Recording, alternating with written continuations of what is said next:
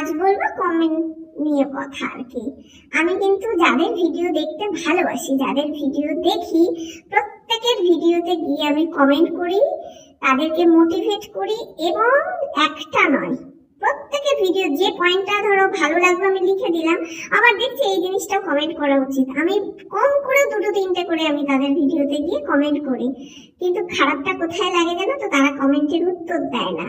আরে বাবা, যে নেগেটিভ কমেন্ট করছে তার উত্তর দিও না। যে তোমায় মোটিভেট করছে, পজিটিভ কমেন্ট করছে, তার কমেন্টে তুমি উত্তর দিচ্ছ না। তুমি এমন সেলিব্রিটি, তোমার সময়ের এত দাম।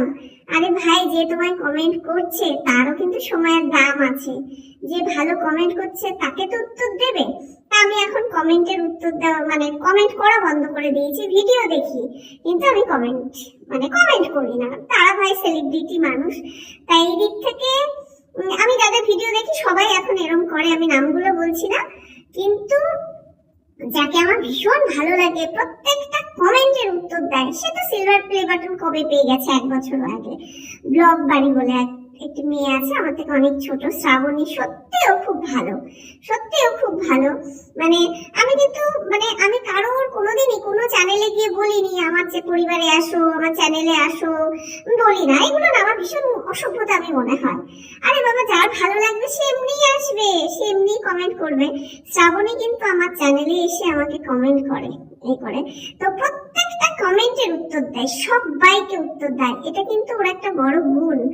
তুমি কতটা ভিউজ পেলে, কত তোমার সাবস্ক্রাইবার হলো, এটা বড় কথা নয়।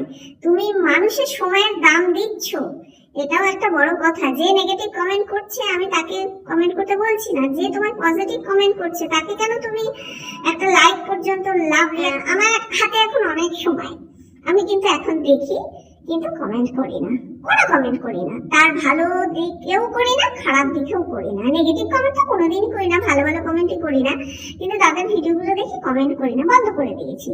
কারণ হচ্ছে ভাই, তুমি যদি সেলিব্রিটি হয়ে যাও, তা আমি বা সেলিব্রিটি নাই বা হলাম, তাই বলে আমি একেবারে ছাপোসাও নই। তা আমি এটাই বলবো যে তোমার কমেন্টের উত্তর দেবে না, তার ভিডিওতে গিয়ে কমেন্ট করো না, একদম কমেন্ট করো না। তার যদি সময়ের দাম থাকে, তোমার সময়েরও দাম আছে। আর সব থেকে বড় কথা, মানুষের ভালোবাসার দামই যদি দিতে না পারো তুমি সোশ্যাল মিডিয়ায় এসে, তাহলে তুমি এখানে কত বড় সেলিব্রিটি হয়ে গেছো যে তুমি একটা কমেন্টের উত্তর দিতে পারছো না, একটা লাভ রিয়াক্ট দিতে পারছো না, একটা লাইক দিতে পারছো না। আমি কি ভুল বললাম? কমেন্ট করে জানিও।